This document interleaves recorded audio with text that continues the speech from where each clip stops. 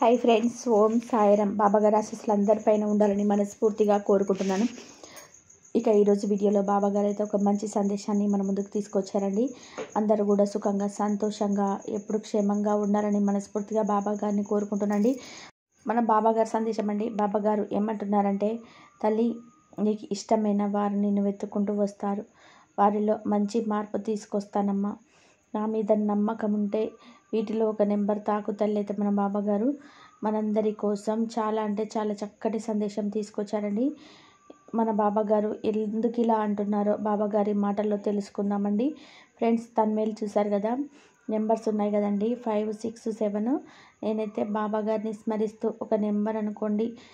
బాబాగారు ఏం చెప్పబోతున్నారో తెలుసుకోండి. ముందుగా అయితే 5వ నెంబర్ అండి. 5వ నెంబర్ తాగిన వారి గురించి అయితే ఇలా చెప్తున్నారు. 5వ నెంబర్ అయితే భార్యాభర్తల గురించి కావచ్చండి, లేదంటే ఇష్టపడిన వ్యక్తుల గురించి అయితే మన బాబాగారు ఇలా చెప్తున్నారండి.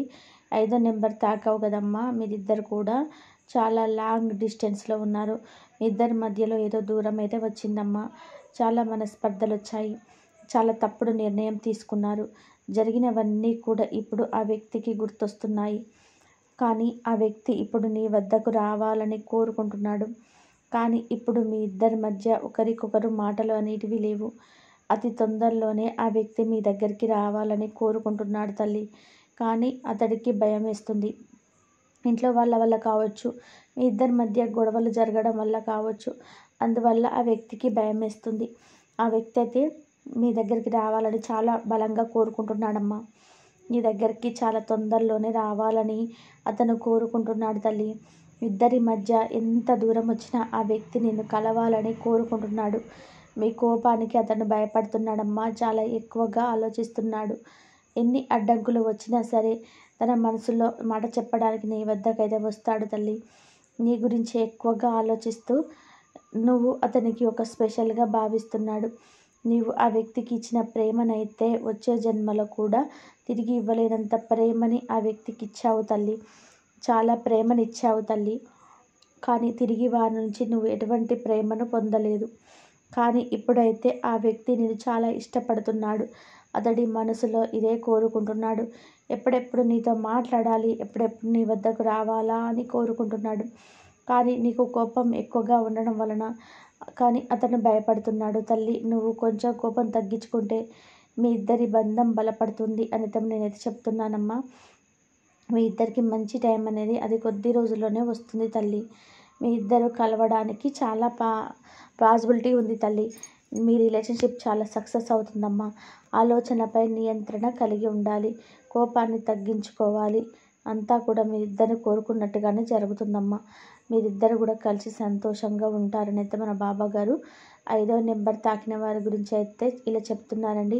ఇప్పుడు 6వ నెంబర్ తాకిన నా బిడ్డ ఎవరైతే ఉన్నారో తల్లి, ఈ క్షణం నీ సమస్యలన్నీ నీ నెట్టి మీద పెట్టుకొని ఒక ఒత్తిడికి గురవుతున్నావమ్మా. నీకు ప్రతి చోట మనస్సుకు సంబంధించిన విషయాలు కానీ, వ్యక్తిగత విషయాలు కానీ అన్నిటినీ కూడా మనసులో పెట్టుకొని ఒత్తిడికి గురవుతున్నావు తల్లి. బాబా, నేను ఏ పని చేసినా సరే కలిసి రావటం లేదు. నా మనసు విరిగిపోయింది. ప్రతి క్షణం కూడా దాని గురించే ఆలోచిస్తూ ఉన్నాను. ఏమి చేసినా అదే గుర్తొస్తుంది అని చాలా విచారంగా ఉన్నావు కదా తల్లి. నువ్వు అనుకున్న పనులన్నీ కూడా సక్రమంగా జరగటం లేదు అని నువ్వు ఎంతో బాధపడుతున్నావమ్మా.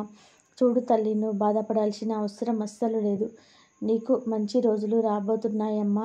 ఇక మీదట నువ్వు చేసే పనులు కూడా నీకు మంచిగా కలిసి వస్తుంది. ఈ క్షణం నువ్వు అనుభవించి ఒత్తిడి ఏదైతే ఉందో అది దూరం కాబోతుంది. ఇంతవరకు నువ్వు వెనకడుగు వేసినా ఇక మీదట నువ్వు నీ వద్దే ఉండి ముందు అడుగు వేయిస్తాను తల్లి. నేను చెప్పే ఈ పద్ధతిని అనుసరించమ్మా.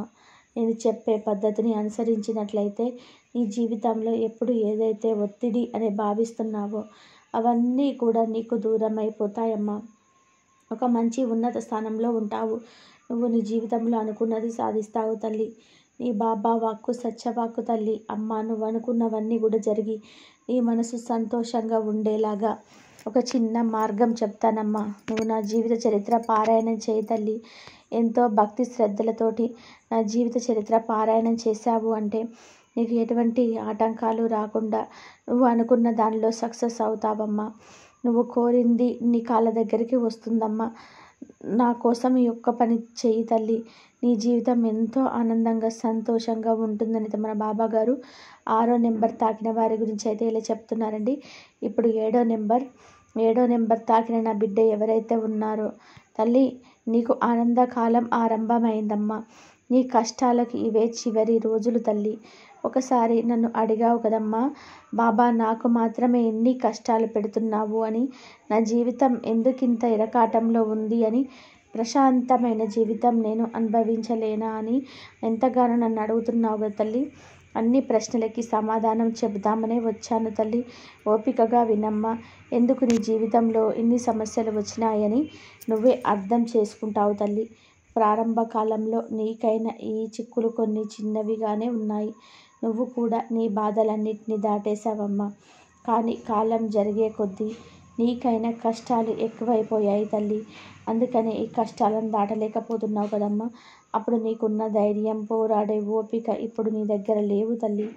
ఇప్పుడు నీకు అర్థమైంది ఇది చిన్న పోరాటం కాదు అని, ఇది దాటేందుకు నా శక్తి చాలదు అని, ఏదో ఒక దారి కావాలి అని.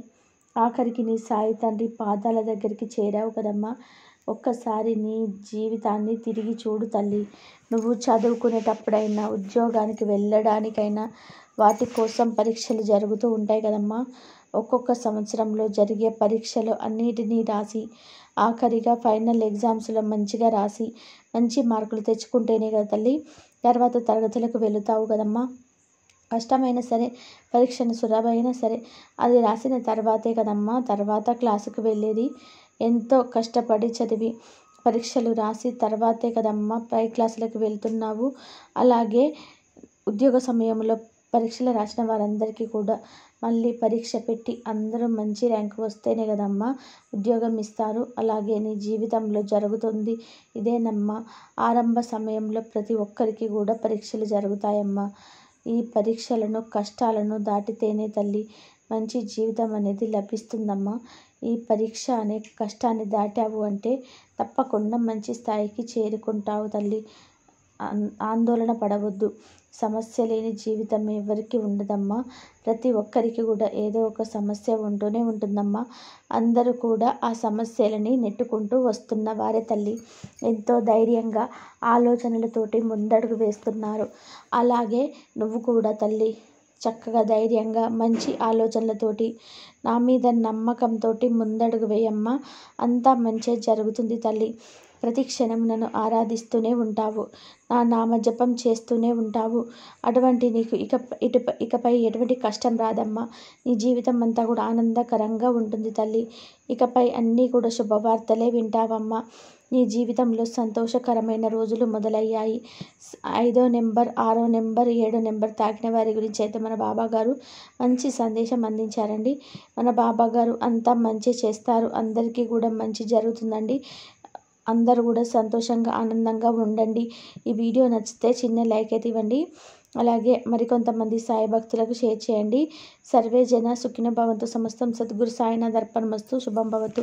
ఓం సాయిరాం. శ్రద్ధ సబ్రి బాబాగారి ఆశీస్సులు అందరిపైన ఉండాలని మనస్ఫూర్తిగా కోరుకుంటూ మరొక మంచి వీడియోతో మళ్ళీ కలుద్దాము. కాబట్టి సమస్య లేని జీవితం ఎవరికీ ఉండదమ్మా. ప్రతి ఒక్కరికి ఏదో ఒక సమస్య ఉంటూనే ఉంటుంది. అందరూ కూడా సమస్యలు నెట్టుకుంటూ వస్తున్న వారే తల్లి. ఎంతో ధైర్యంగా ఆలోచనతోటి ముందడుగు వేస్తున్నారు. అలాగే నువ్వు కూడా తల్లి చక్కగా ధైర్యంగా మంచి ఆలోచనలతోటి, నా మీద నమ్మకంతో ముందడుగేయమ్మా. అంత మంచి జరుగుతుంది తల్లి. ప్రతి క్షణం నన్ను ఆరాధిస్తూనే ఉంటావు, నా నామజపం చేస్తూనే ఉంటావు. అటువంటి నీకు ఎటువంటి కష్టం రాదమ్మా. నీ జీవితం అంతా కూడా ఆనందకరంగా ఉంటుంది తల్లి. ఇకపై అన్నీ కూడా శుభవార్తలే వింటావమ్మా. నీ జీవితంలో సంతోషకరమైన రోజులు మొదలయ్యాయి. 5వ నెంబర్, 6వ నెంబర్